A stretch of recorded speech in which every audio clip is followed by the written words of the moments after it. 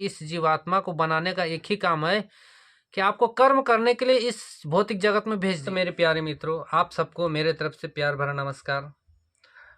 आप लोग कैसे हैं मेरे प्यारे मित्रों? आप सबको होली का ढेर सारे शुभकामनाएं। आप लोग का जीवन सुखमय हो।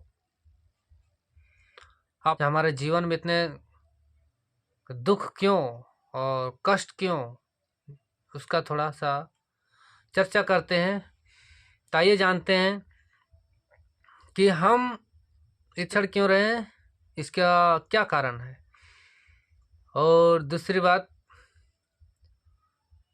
हमारे समाज में खास करके जो निम्न वर्ग के लोग हैं, 10-20 हज़ार कमाने वाले लोग हैं, जो लड़के हैं, सबसे ज़्यादा जुआ लड़का नशा में इतना तेज आगे बढ़ रहा है, वो हमारे पास शब्द नहीं उसको व्यक्त करने के लिए। दिन रात डूबा रहता है हर चीज़ में, पार्टी हो, फंक्शन हो, त्यौहार हो, कुछ भी हो, दारू, मुर्गा, मांस, मछली, नशा। नशा होना जरूरी है हर चीज़ में, अच्छे काम हो चाहे बुरा काम हो। अभी त्यौहार है, अभी हर एक के घर में मांस, मछली, मदिरा, दारू, शराब, हर घर में। बाप भी है, बेटा भी पी रहा है, उसके आने वाले रिश्तेदार भी पी रहे हैं, वो भी पी रहे हैं, खा पी रहे हैं, मस्ती कर रहे हैं। वो कैसे रहा है? ये सब होने का कारण, मेन कारण शिक्षा है। अभी का जो मॉडर्न शिक्षा है वो यही सिखाती है कि जीवन जब तक मिला है खूब खाओ पियो मस्ती करो, यही चीज़ सिखाता है। पुरुषार्थ करना नहीं सिखाता है। इसलिए लोग अपना जीवन में पढ़ाई लिखाई करके भी, मेहनत करके भी, अगर अच्छे ओहदे के में नौकरी वोकरी पा भी लेते हैं तो नौकरी पा के करते हैं क्या? अच्छे अच्छे मास्टर भी हैं, अच्छे अच्छे ओहदे के सरकारी नौकरी वाले भी। त्यौहार आता है, पार्टी आता है, फंक्शन आता है, मुर्गा लाओ, दारू लाओ, मांस मदिरा लाओ, आराम से लाते हैं, खाते पीते मस्त करते हैं और कहते हैं हाँ जीवन जी रहे हैं।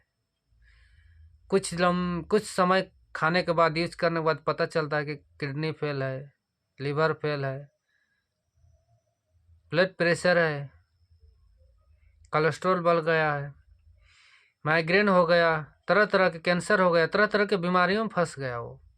और वो बीमारी इलाज करते करते ख़त्म, उसका जीवन ही खत्म, पता ही नहीं चलता। और बोलेगा कि हे ईश्वर, आपने हमको ही दुख क्यों दे रहे हो भाई, हमारे परिवार को ही दुख क्यों दे रहे हो? इतना सारा आदमी है संसार में, उनको दुख दो और हमें ही खाली दुख दे रहे हो। तो क्यों भाई? आपने गलत कर्म कर रहा है ना, इसके वजह से दुख मिल रहा है। तो हम इस टॉपिक में नहीं जाएंगे प्यारे मित्रों, हम पीछे आ रहे हैं कि हमारे समाज में ये सब पढ़े लिखे लोग भी ऐसा करते हैं। और आप देखते होंगे समाज में ऐसा हो रहा है। अभी के जो जनरेशन है इतना तेजी से नशे की ओर जा रहा है, जैसा रूपी कलयुग सबको ग्रास रहा है। अपने में जो शिक्षा मिलनी चाहिए, जो बेस होना चाहिए शिक्षा का, वो शिक्षा सही नहीं मिल पाता है, जिसकी वजह से इतना घर परिवार बिगड़ रहे हैं, बर्बाद हो रहे हैं। कितने त्यौहार में लोग एक्सीडेंट करके मर जा रहे हैं नशा की वजह से। ज़्यादातर रोड में देखेंगे आप, नशे के वजह से ही लोग मर रहे हैं। त्यौहार में तो ज़्यादातर होता है, रोड में गाड़ी लेके जाओ तो चलाने का मन नहीं करता है, इतना खतरनाक चलते हैं लोग। दूसरी बात, शिक्षा ना होने के कारण ना सही व्यवहार है, ना सही आचरण है, ना सही बोली है, जिसके वजह से किसी से भी झगड़ा हो जाता है। किसी से भी माँ बाप गाली दे देते हैं, झगड़ा कर लेते हैं। लड़कियां गलत गलत चीज़ आज नेट में देख के वो भी अपना गलत गलत काम करने लगे हैं, अपना माँ बाप को छोड़ के भाग जा रहे हैं। ये शिक्षा का ही सारा अभाव है, सारा खेल शिक्षा का है। अपने वेदों में लौटना होगा, वेदांत पढ़ना होगा, उपनिषद पढ़ना होगा, ग्रंथ पढ़ने होंगे, अपना रामायण गीता पढ़ना होगा, उसको सही से पढ़ के अपने जीवन में अप्लाई करने का समय आ गया भाई। नहीं तो देखो इतना जीवन में सब डरा डरा सा है अभी लोग, क्या होगा क्या नहीं होगा, क्या हो रहा है नहीं हो रहा है। समाज में इतना कुकृतियाँ फैली हुई है कि अपना बहन बेटी क्या हो जाए किसके साथ ये कहना मुश्किल है। कौन सा राक्षस किस चौराहे पे खड़ा है आपके जीवन को डसने के लिए, कहना नहीं। जहाँ देखो वहाँ लूट, स्वार्थ से भरा हुआ लोग, घूसखोरी, मंदिर मस्जिद में जाते हैं, गुरुद्वारा में जाते हैं, चर्च में जाते हैं, सब भगवान से ही प्रार्थना करते हैं कि हे भगवान हमारा जीवन सुरक्षित बीते। लेकिन जीवन सुरक्षित कहाँ बीतेगा भाई? नैतिक ज्ञान है, व्यवहारिक ज्ञान है, वो ज्ञान नहीं लेते। क्यों कि लेते? वो शिक्षा पद्धति नहीं है जो ज्ञान देने वाला है। नैतिक ज्ञान, इतनी मिलावटखोरी है, हर चीज में मिलावट। अभी देखो किस चीज में मिलावट नहीं है? खाना में मिलावट है, शिक्षा में मिलावट है, भाषा में मिलावट है, संस्कृति में मिलावट है? खान पान में मिलावट है, अन्न में मिलावट है, पानी में मिलावट है, सारा चीज खाने वाला चीजों में मिलावट ही मिलावट भरा हुआ। कुछ ऐसा चीज नहीं, पर मिट्टी दूषित हो गया। जीव जंतु को एकदम हाइब्रिड करके छोड़े हैं, जीव जंतु में भी मिलावट कर दिए हैं, उन लोग को हाइब्रिड कर दिया गया है। तो कौन ऐसा चीज बाकी रहा है? कोई भी ऐसा चीज बाकी नहीं। सिर्फ हमारा वेद ही बचा हुआ है मिलावट ना करने के। वेद में मिलावट इसलिए नहीं किया जा सकता है कि वेदों का कुछ खास बात है, इसलिए मिलावट नहीं किया जाता।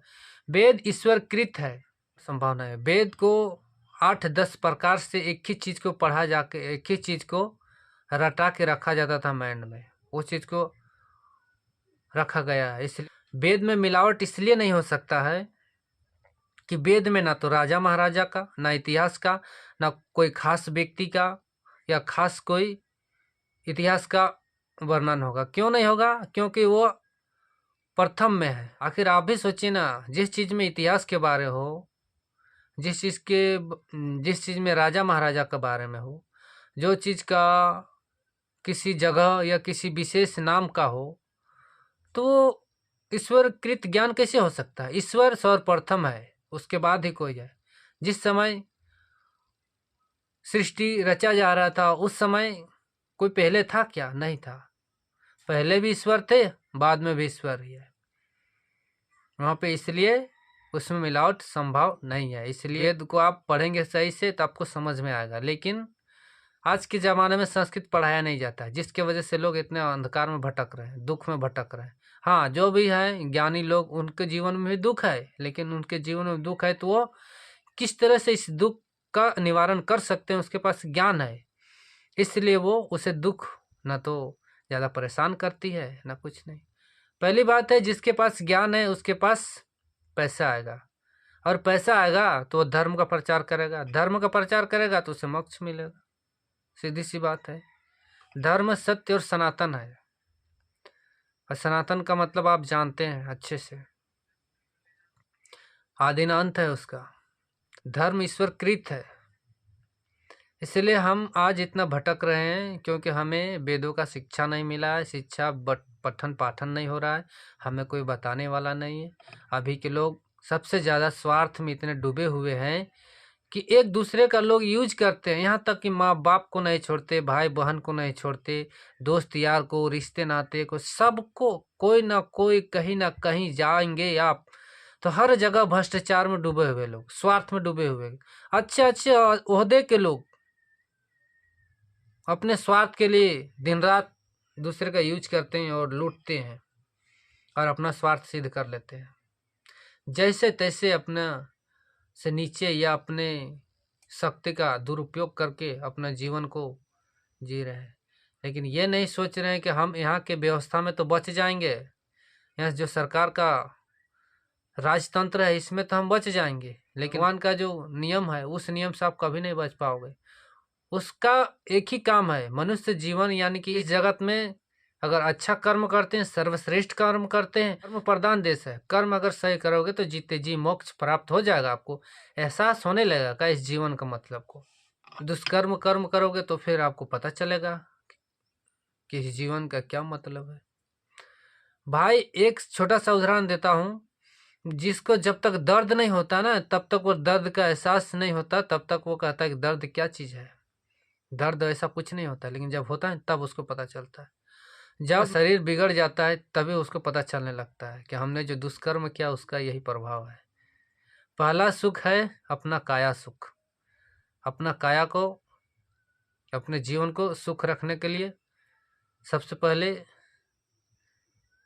ज्ञान होना आवश्यक है।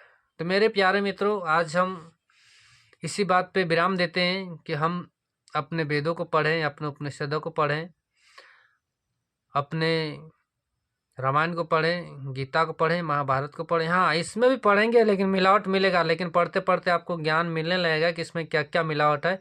आप स्वाध्याय कीजिएगा तो उसको देखने का नज़रिया भी बदल जाएगा आपको पढ़ते पढ़ते। हाँ, तो मेरे प्यारे मित्रों, हम इतना ही बोल के अब अपने वाणी को विराम देते हैं, और हमारा रिक्वेस्ट है कि हमारे YouTube चैनल सनातन ज्ञान को सब्सक्राइब करें, और इस तरह का वीडियो देखने के लिए हमारे साथ बने रहें, शेयर करें, कमेंट करें और हमें सपोर्ट करें। हमें सपोर्ट की ज़रूरत है मेरे प्यारे मित्रों। जय हिंद, जय भारत।